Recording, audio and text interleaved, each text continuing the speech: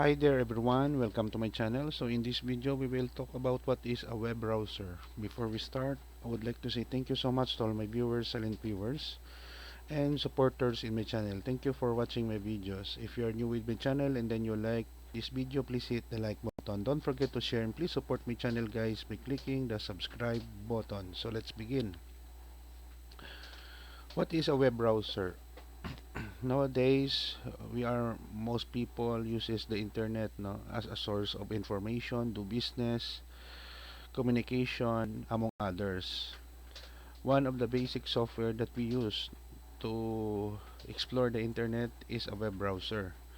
So by definition, according to Wikipedia, a web browser is an application for accessing websites in the internet.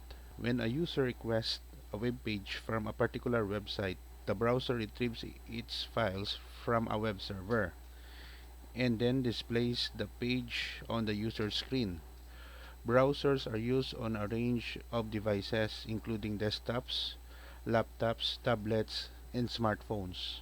In 2020, an estimated 4.9 billion people have used a browser.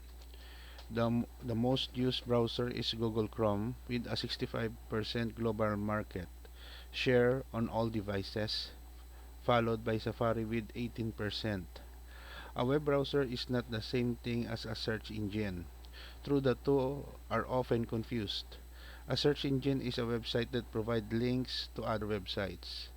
A good example guys of a search engine, the most popular one is Google. Yahoo is also a search engine. However, to connect to a website's server display its web pages, a user must have a web browser installed. In some technical contexts, browsers are referred to as user agents. Basically, guys, no. So when we're talking about web browser, it is our window, no, to search or to open the internet. A web browser is considered as a client server. So it means that it resides on the user's computer. We are requesting for permission, no, when we open a particular website through their server, and then if they allow them, we can open that particular website. That is the basic operations of a web browser. A web browser can also use to open PDF documents. Okay, so that's also one of the things that I have learned, through the years of using computers and software.